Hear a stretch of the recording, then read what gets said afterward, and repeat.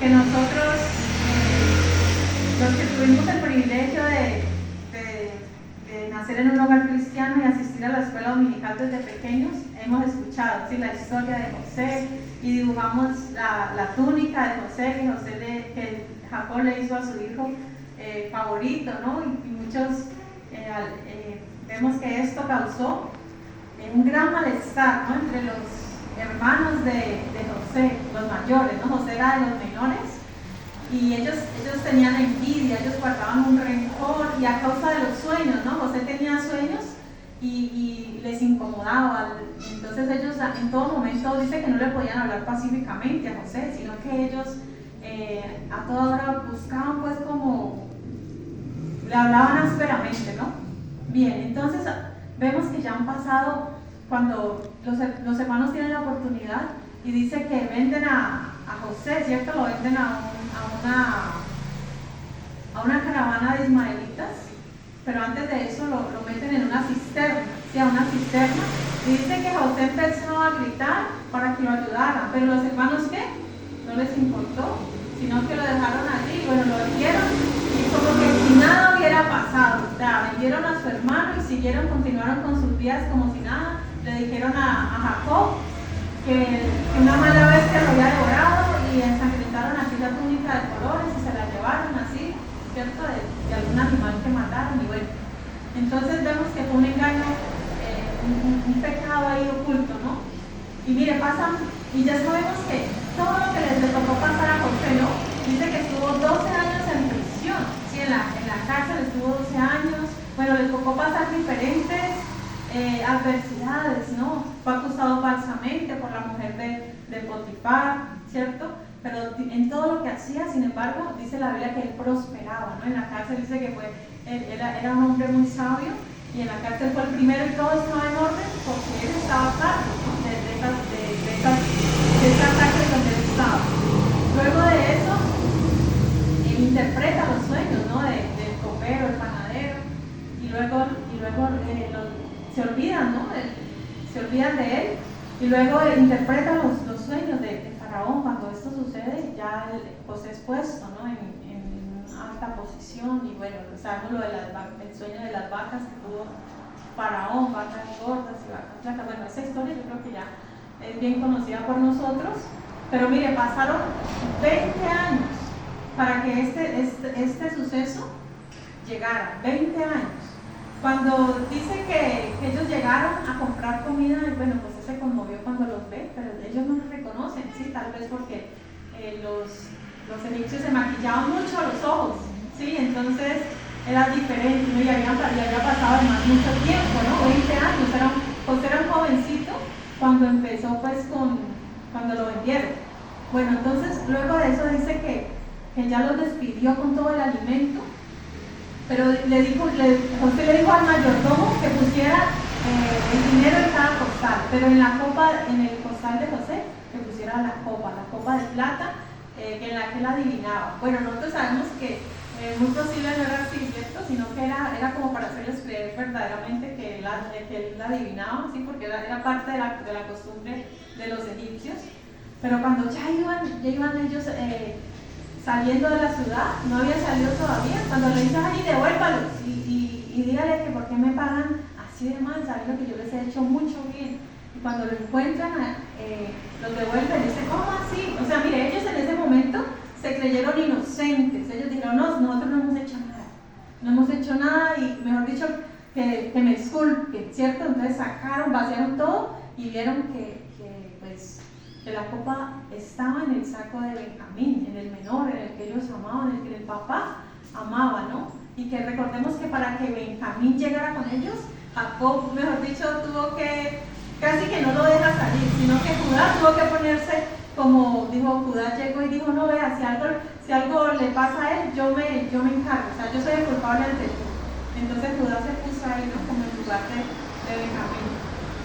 Pero entonces dice que inmediatamente los hermanos rasgaron sus vestidos, o sea, la angustia. Mire, ese momento, cuando descubren esto, ahí está saliendo a la luz muchas cosas, y ese es el punto que quiero tomar. Mire, dice, ellos en ese momento eran inocentes de un delito menor, como dice el robo. Sí, ellos no habían cometido el robo, pero ellos eran culpables ¿de qué? De algo mucho peor.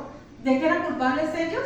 De haber vendido al hermano y de haber engañado a su padre, ¿cierto? Ellos eran culpables, y en ese momento se sintieron tal culpa y supieron que eso les estaba recayendo.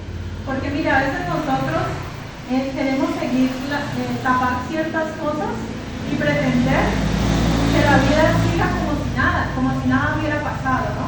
Y guardamos cosas, y mire, esos son pecados no confesados, que están allí. Ellos guardaron eso, ellos pensaban de que eso nunca, mire, por ellos hubiera sido, nunca hubieran revelado a su padre eso, o sea, eso permanecía allí como algo oculto, ¿no? Mire, es importante que los hermanos de José sientan el dolor que sintió José.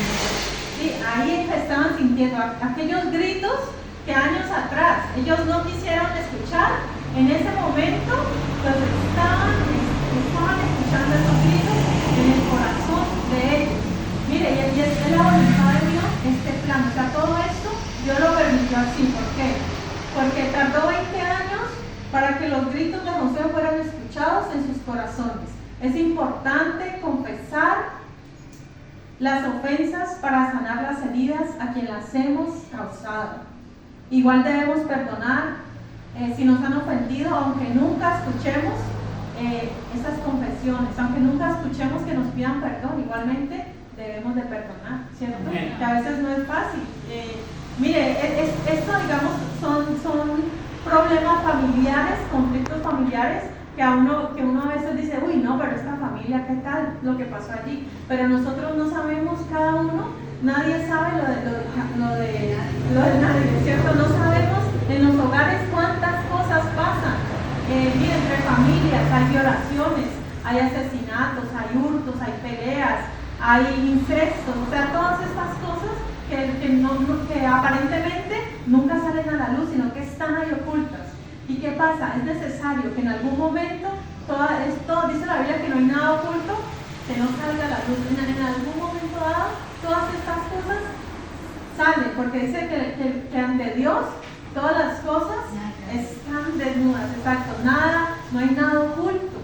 Y entonces era el momento. Ellos pensaban que el tiempo, 20 años, había borrado tal vez esto, que eso ya no estaba en la memoria de nadie. Pero mire, el pecado, el tiempo no puede borrar el pecado. A veces pensamos que el tiempo borra ciertas cosas, pero mire que hay heridas que están abiertas, así hayan pasado muchos años. Hay cosas que uno tiene que sanar en familia. Sí, por ejemplo, todos tenemos, yo creo, hermanos, tenemos hijos, ¿cierto? Nuestros padres, y hay cosas que al pasar de los años, mire, ¿cuántas veces no tenemos a veces la oportunidad con nuestros padres de pedir como ese perdón, de sanar ciertas cosas, ¿sí? Porque nuestros padres nos han ofendido, tal vez cuando éramos pequeños, tal vez ellos nos dijeron cosas que nos ofendieron y que tal vez al pasar de los años no hemos podido sacar y pensamos que eso ya estuvo olvidado, pero que en algún momento llega y hay situaciones que nos hacen recordar que eso todavía está ahí, que esa herida todavía está allí, está abierta. Sí, entonces tal vez para que este momento, yo creo, es para que pensemos en eso, ¿sí? Pensemos en eso, o nos ofendieron a nosotros, o nosotros también hemos ofendido a otros. Sí, nosotros también hemos podido ofender a otros y pensamos, no, yo ya le pedí perdón a Dios y ya, eso ya pasó, Dios ya me perdonó y ya todo está bien. Pero mire que en el libro de Santiago dice la Biblia que debemos de confesar nuestros pecados unos a otros. Es decir, que si hay alguien que está involucrado, digamos, en ese pecado que hayamos cometido, debemos confesarlo y sanar esas heridas. O sea, sí, exacto, es Dios el primero al que le debemos de pedir perdón, pero también a nuestro hermano, a nuestro familiar. ¿Y será que es fácil? ¿Será que es fácil pedir perdón o perdonar? Ninguna de las dos cosas es fácil, o sea, ninguna de las dos cosas, y simplemente queremos pasar por alto ciertas cosas. Pero mire que era la voluntad de Dios de que ellos sintieran ese dolor, que ellos sintieran el dolor que habían causado. ¿Quién? a su hermano, sí, a su hermano, ese dolor, y aún a su padre. Ellos habían causado un gran dolor a su padre, y su padre dice que estaba triste, mantenía afligido, ¿sí? Tal vez Jacob, por esa causa, tenía una depresión, ¿sí? Que aunque él trataba de seguir adelante, pero eso estaba allí, ese dolor estaba allí. ¿Por qué? Porque que a un hijo le pase algo así, si usted se crea de pronto eso, que un hijo desaparezca, esas no son heridas que se curan fácilmente. Eso no, hay cosas que el tiempo, como les decía, no borra. Mire, es la voluntad de Dios que comprendas el dolor y el daño que has causado a otras personas. Es necesario. ¿Cómo se sentiría tal vez Jacob cuando ya se reunió con sus hijos y le confesaran que por ellos causaron una mentira y que todo lo que pasó no sé? O sea, tiene otra abertura en el corazón de Jacob, sabe que sus propios hijos hicieron matar a su hijo.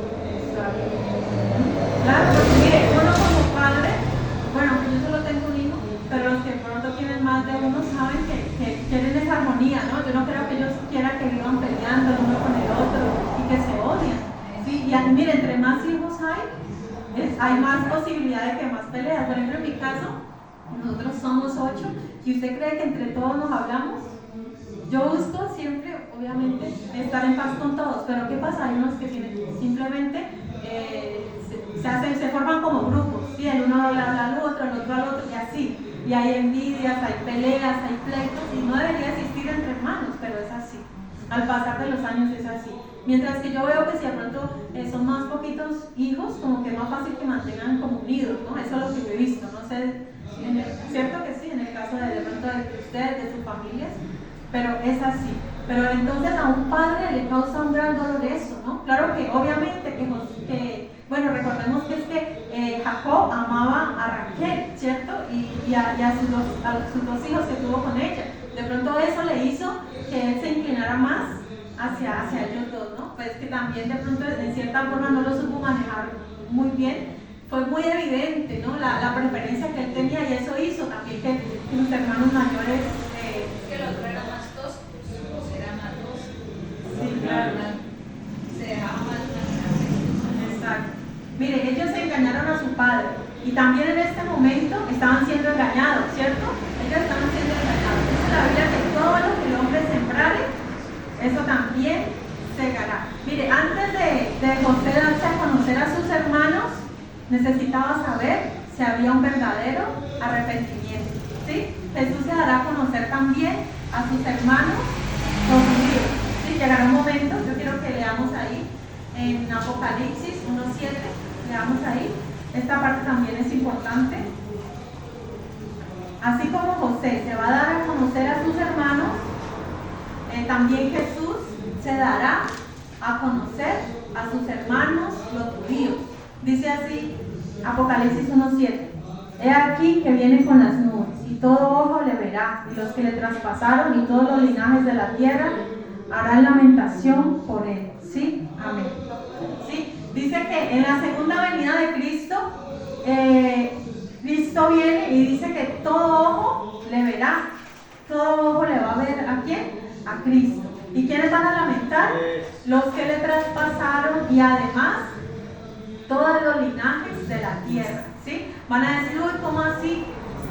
Aquellos que le vendieron, aquellos que le hirieron, ¿sí? Todos ellos van a lamentarse. ¿Por qué? Por no haber creído primeramente en Jesús, en el Mesías. Ellos no creen, o sea, la mayoría de ellos, digamos, no creen en Jesús como el Salvador. Ellos esperan todavía al Mesías, pero para ese momento, en la segunda venida de Cristo, Dios va a tener ese trato especial con ellos, y van a reconocer y van a hacer lamentación. ¿Por qué? Por haber rechazado a Jesús. Pero mire, Jesucristo no rechazó a su pueblo Israel.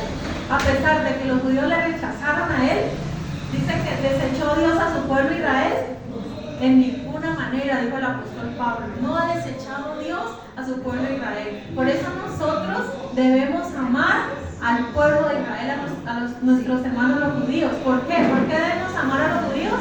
Porque Jesús es judío, ¿sí? Por esta es una razón súper importante, y no que era, porque es que muchos dicen, no, lo que pasa es que Jesús ya era judío cuando estaba aquí. No, Jesús es judío. ¿Por qué? ¿Por qué podemos asegurar que Jesús es judío todavía? Primero, porque Jesús está resucitado. Sí. El capítulo 44, Génesis 44.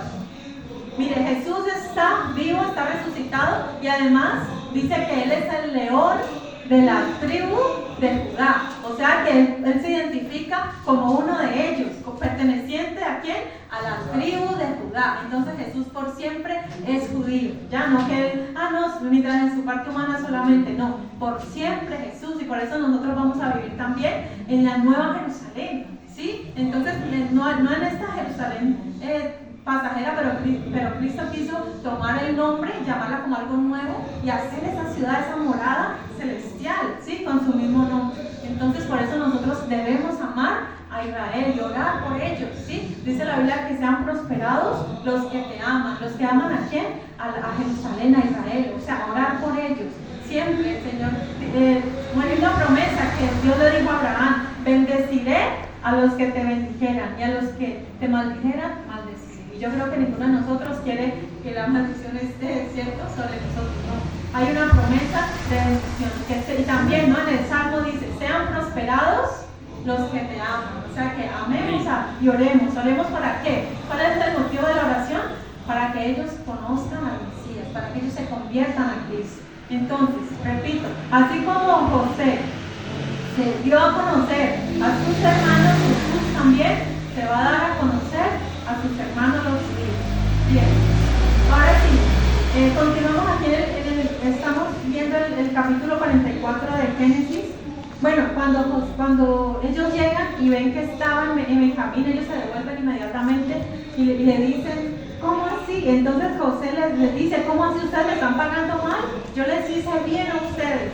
Entonces, inmediatamente dice: bueno, váyanse ustedes todos, ustedes váyanse en paz. O sea, es como algo sarcástico, ¿no? Decirles que se vayan en paz, sabiendo que ya el hijo, el hermano menor de ellos, iba a quedar esclavo.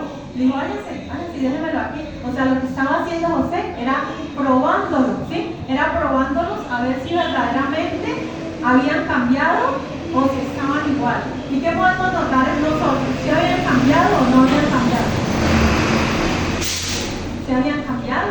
¿Sí? ¿Por qué? Porque si no hubieran cambiado, entonces dirían: bueno, no, pues librémonos y vámonos en paz. Y que quede Benjamín ahí, no importa que lo maten también a él, que se quede acá y nosotros vamos, ya libremos, digámosle a mi papá pues que cualquier otra mentira, ¿cierto?, como la que le echaron la otra vez, pero no, esta vez ya la cosa fue seria. Exacto, entonces había un arrepentimiento, ¿sí? Y vamos a leer la segunda parte del capítulo. Versículo 14, dice: Judá intercede por Benjamín. Entonces Judá se acercó y le dijo. Aquí Judá lanza un discurso. Judá, primero que todo, asume el liderazgo. Primero que todo, ¿quién era el primogénito? ¿Sí recuerdan cuál era el primogénito de Jacob? Bueno, era Rubén, ¿sí? Rubén era el primogénito y quien debía haber, tomado el liderazgo en ese momento era él. Pero no, ¿lo hizo quién? Lo hizo Judá. ¿Por qué? Porque Judá fue el que se comprometió con su padre de esto. Entonces, Judá asume el liderazgo y empieza un discurso apasionado y dramático, lo que se convertirá en una apelación emotiva, es decir, apelará a la misericordia de José. No trataron ellos de demostrar su inocencia, ya que su culpabilidad, no por esto, sino por lo anterior, era evidente. Mira, en este momento ellos no van a tratar de disculparse, ¿sí?, de decir: no, es que, o de culpar a José, que dice que es como Faraón, le dice. O sea, primero que todo, Judá le habla con mucho respeto, ¿sí? Empieza, le dice, se dirige al Señor, se dirige como que él es alguien como Faraón, le dice. O sea, con mucho respeto se dirige a él y vemos que empieza un discurso muy apasionado y dramático, ¿sí? Mire, notemos algo, que no trata de, que él cubre como trata de cubrir como el crimen por el cual están acusando a Benjamín, no diciendo sí, sino que tiernamente habla de Benjamín. Sí, notemos el discurso allí.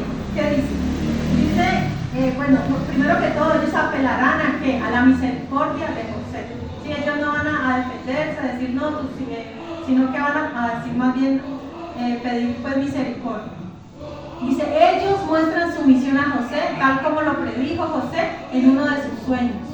Notemos que Judá se refiere a José con todo respeto, pide hablar y le dice que él es como faraón. Se refiere a Benjamín como digno de consideración compasiva, pues era pequeño aún, el más joven de todos, criado tiernamente, y que solo le queda el de los hijos de su madre, pues el otro hermano había muerto.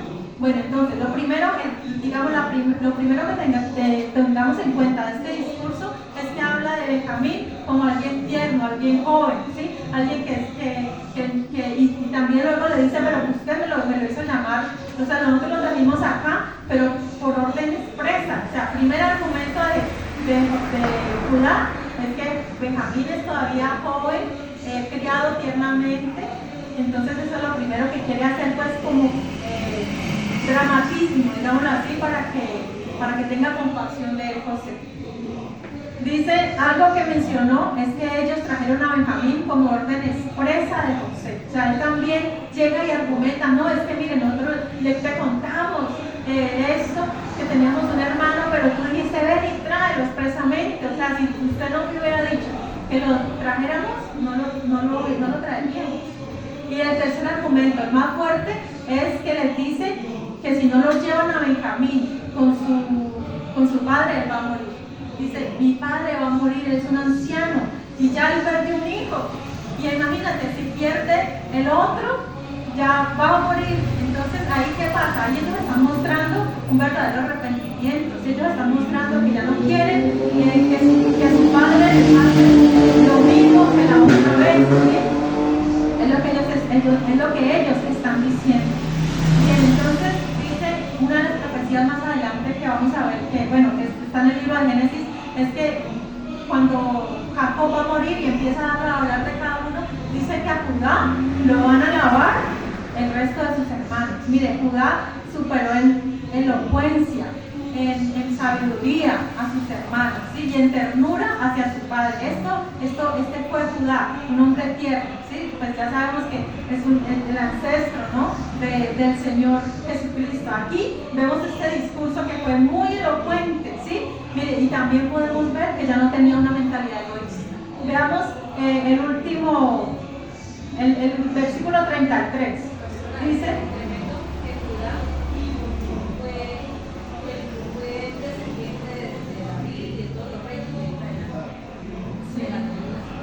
exacto, de la sentencia, ¿no?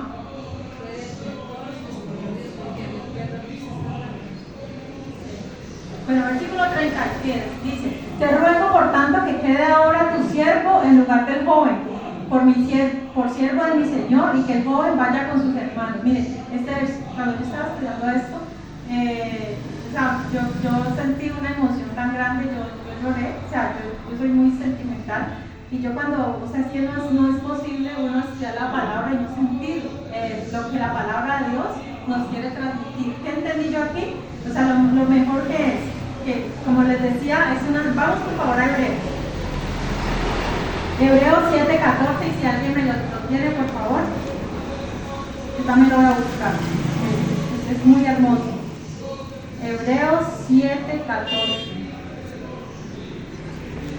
Mire, Judá lo que hizo, mire, Judá ya no tenía una mentalidad egoísta, ¿sí? Como anteriormente, él tenía una mentalidad egoísta. No, Judá ahorita tenía una mente sacrificial. Estuvo dispuesto a ¿qué? A salir fiador, por lo que Judá dijo es, mire, pues déjeme aquí, yo le sirvo como esclavo, pero deje ir a mi hermano libre. O sea, él mismo se ofreció a pagar, digamos así, por lo que había hecho su hermano, con tal de que pudiera regresar con su padre. Entonces, ¿qué nos enseña esto? Que Jesús no solo intercedió por los transgresores, sino que salió fiador por ellos. Hebreos 7:14. ¿Alguien que por favor me lo lea? Se entregó a sí mismo, se entregó por nosotros. Mire, la salvación es algo tan hermoso. O sea, el plan de redención, lo que el Señor hizo, dice que, bueno, yo quiero también leer otro versículo, estamos en Hebreos 7:14, pero ahí mismo hay otro versículo del 26 que también lo voy a leer. Dice: porque tal sumo sacerdote nos convenía, santo, inocente, sin mancha, apartado de los pecadores y hecho más sublime que los cielos. Está hablando de quién, del Señor Jesús, sin mancha. O sea, ¿cuál era la labor del sumo sacerdote? Interceder por los pecados de los otros. Mire, el sumo sacerdote solo tenía acceso al lugar santísimo una vez al año. Y eso, que si estaba en pecado, él moría.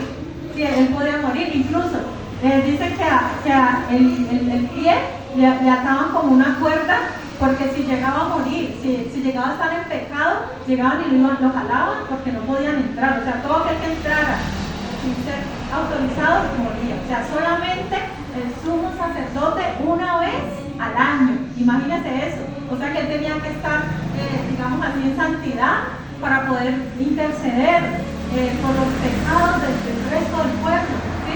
Pero aquí está hablando en Hebreos 7:26 acerca de un sumo sacerdote sin mancha, sin pecado, puro, que Él nos convenía a nosotros. O sea, quien intercede por nosotros no es un pecador como nosotros, ¿sí? Sino que Él es puro, sin mancha. Lo repito porque es que es muy lindo, me gusta mucho.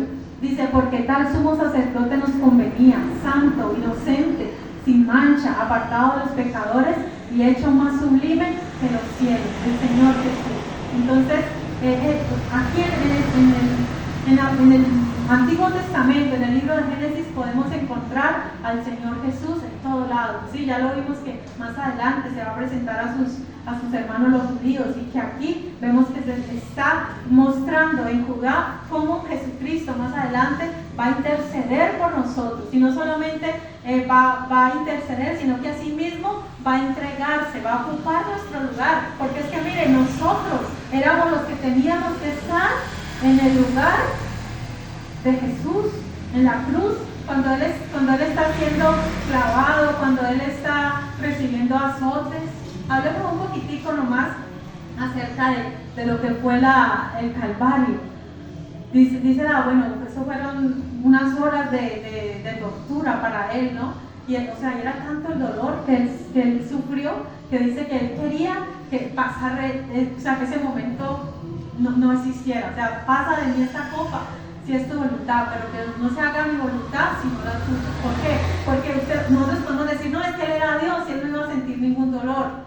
Pues Él sí, mire, en esos momentos Él no estaba, digamos, utilizando las virtudes de ser divino que era. No, Él estaba 100% en su carne, todo lo sufría, todos los dolores, todas las enfermedades que nos podamos imaginar, Él las estaba llevando. Esos cánceres, esa lepra, esas enfermedades horribles que hoy en día existen y que no tienen nombre, que algunas les llaman enfermedades huérfanas porque nunca antes las habían conocido. Jesús estaba llevando todo eso en su propio cuerpo. Él estaba llevando todos los pecados, todas las mentiras, los robos, los malos pensamientos nuestros. ¿Usted se imagina el pecado de la humanidad cargado en un solo hombre en ese momento? O sea, el dolor que Él sintió, y por eso dice que fue tanta la maldad que se hallaba en Él, que el Padre lo abandonó por unos instantes, ¿cierto?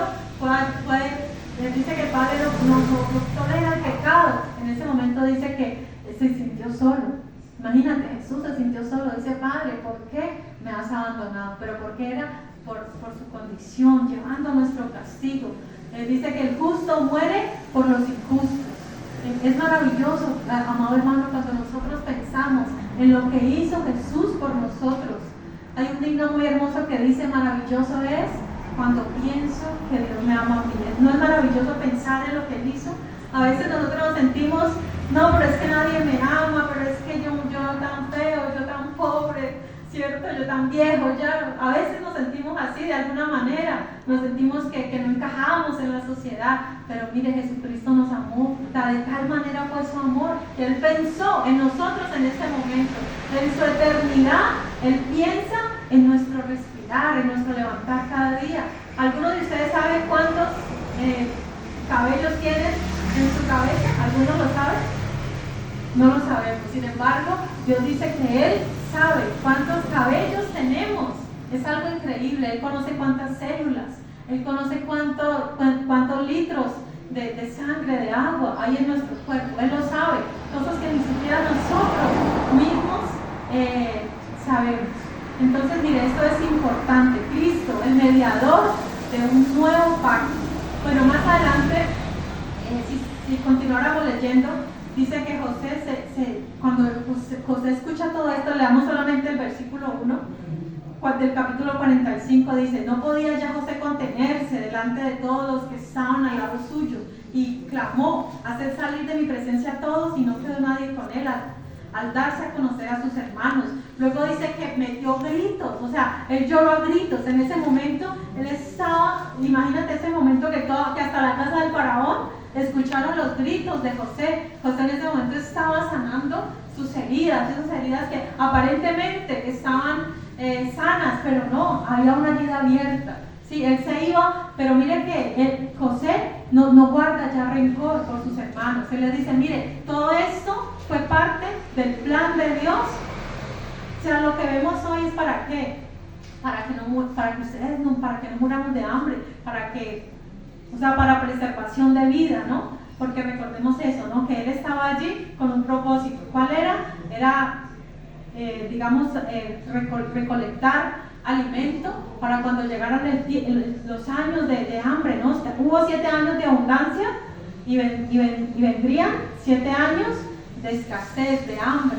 Pero José, con la sabiduría que Dios le había dado, pudo almacenar y pudo guardar alimentos. ¿Por cuánto tiempo? Por 7 años. Y para este momento ya habían pasado 2 años de hambruna estaban, y por eso los hermanos fueron a comprar alimento. Pero mire, esto nos enseña que nosotros debemos de sanar las heridas, ¿sí? No importa si nosotros fuimos si a nosotros nos causaron o nosotros somos los causantes. Bien, voy a concluir con eso. ¿Cómo podemos aplicar esto a nosotros? Mire, es necesario confesar los pecados, es necesario perdonar y pedir perdón para sanar las heridas. Sí, a veces no creemos. Nosotros escuchamos mucho acerca del perdón y sabemos que la Biblia nos habla de eso, pero a veces queremos pasar por alto muchas cosas, ¿sí? Entonces yo les invito en ese momento: es necesario confesar los pecados, primeramente ¿ante quién? Ante Dios, pero también a nuestro hermano que hemos ofendido, ¿sí? Y así sean ellos que nos hayan ofendido, también nosotros debemos de ir. Y eso es lo que dice la Biblia. Eso es lo que dice la Biblia. Si usted tiene algo contra su hermano, o sea, si va a traer la ofrenda, deje ahí, que más importante que usted dé una ofrenda, más importante es que usted esté bien con su hermano. Dice: vaya primero, reconcíliese con su hermano, y luego si venga y traiga la ofrenda. ¿Por qué? Porque si no, esa ofrenda no es bien recibida. O sea, no podemos ser hipócritas, ¿no? Lo que dice el Señor, que a veces nosotros decimos: ay Señor, yo te amo, yo te amo, yo te amo, y nuestro hermano, ¿cómo está? ¿Sí? A mí me ha tocado muchas veces, hay 2 de mis hermanos que no me quieren mucho, pero yo me he acercado. Digo: bueno, si yo le he ofendido, pues voy, yo me acerco. Bueno, ya con esta vez, ya las próximas veces, si ya sigue ese rencor ahí en ellos, sobre todo, ya libré yo ya sané mi corazón, y yo lo hice. ¿Y es fácil? No, eso no es fácil. O sea, por experiencia lo digo, que si uno son cosas de años que a veces usted dice: imagina, mira, hay personas que a usted lo odian sin causa, ¿sí? Usted no les ha hecho nada, y sin embargo le guardan rencor, y eso sale de manifiesto en algún momento. Pero ¿qué hice yo?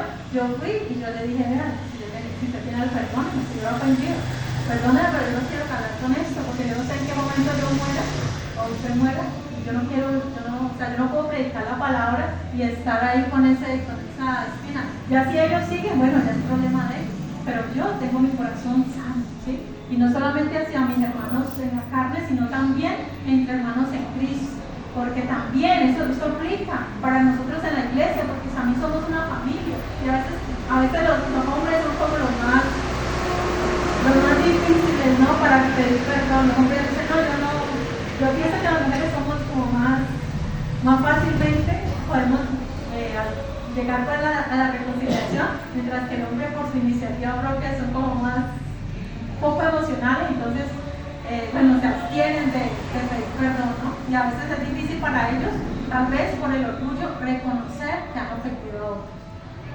Bien, miren, voy a hacer como un contraste, el que perdona y el que no perdona, ¿sí? Bueno, ¿qué pasa con la persona cuando no perdona? ¿Qué pasa con la persona que no perdona? Bueno, una de las consecuencias es que acarrea enfermedades para sí mismo.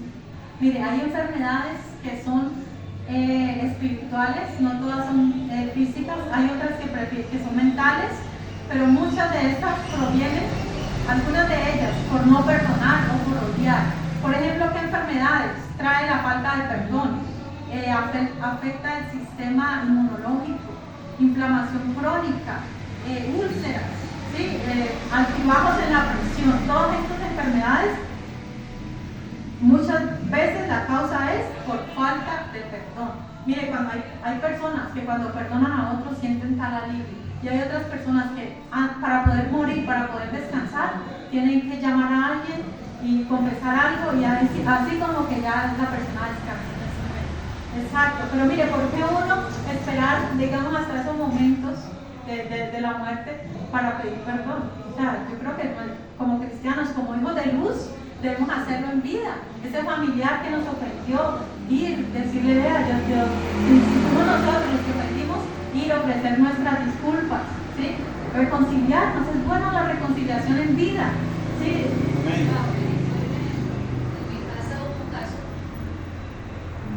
Tenía cáncer y ella ya estaba muriendo. Entonces nosotros, hermano y yo nos arrimamos a darle pues la palabra de para que ella pudiera recibir el Señor. Y recibió el Señor, un pastor la visitó, pero hasta que ella no se puso en paz con el hijo, que le había hecho mucho daño, lo esperaron y luego superó. Tremendo, ¿no?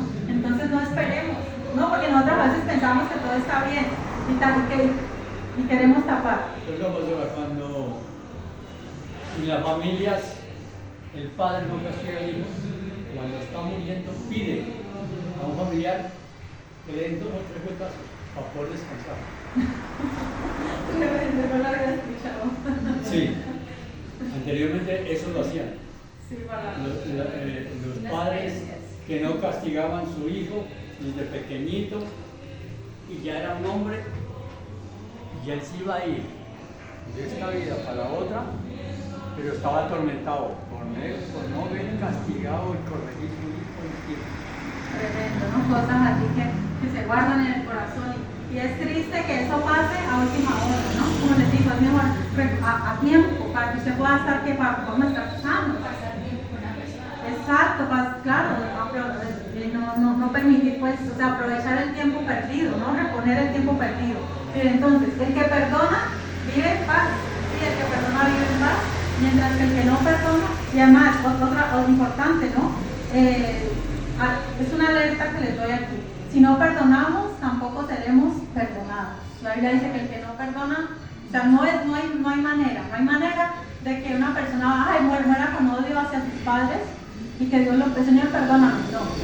La Biblia es empática y dice, si usted no perdona, no será perdonado. Y así sea grave. Así sea, mira, hay personas que han sufrido violaciones, han asesinado a un familiar, los han robado. Sí, hay gente que ha sufrido cosas graves de otras, pero como les digo, no es fácil, pero es necesario hacerlo. Pero el Señor nos da la capacidad, no en nuestras fuerzas no podemos perdonar, pero Dios nos da esa capacidad. Bien. Esa es como una llave para cada perdón. Exacto. Bien, dice el salmista dijo, el que confiesa, dice, el que mientras callé, se envejecieron mis huesos, en mi gemir todo el día. Mientras él cayó, aquí hacemos recuento a todo el tema de ahí del perdón. Dice que el salmista cayó muchas veces en pecado, cualquier tipo de pecado que sea. Pecados no confesados, están allí, ¿Usted cree que la vida de estos hombres fue fácil, esos 20 años? Eso traía enfermedades, eso traía dolencias, eso les atormentaba la conciencia, claro, cada día viendo al papá triste, ellos mismos con sus hijos, o sea, eso es un tormento para las personas, el no sacar esas cosas, el no tratar de buscar la sanidad en quien nos la puede dar, ¿no? Dice la palabra de Dios que Cristo fue varón de dolores, experimentado en quebranto. Cristo conoció todo eso, pero debemos de llevar nuestras cargas, nuestros pecados, ¿a quién? Al que murió en la cruz por nosotros, a aquel que las puede llevar. A veces de pronto direccionamos mal y vamos a la persona equivocada. Y muchas veces buscamos a personas que no nos pueden ayudar, que no son cristianas, y esas personas lo que hacen es aconsejar mal. Entonces vamos a la persona indicada, que es nuestro Señor Jesús. Bien, dice, el que encubre su pecado no prosperará, pero el que lo confiesa y se aparta alcanzará misericordia. O sea, no es posible guardar pecados, encubrir pecados, guardarlos y pensando de que no, que todo está bien. No, es necesario confesarlos a Dios primeramente y dice alcanzaremos misericordia. Qué bueno nosotros ser blancos de la misericordia de Dios.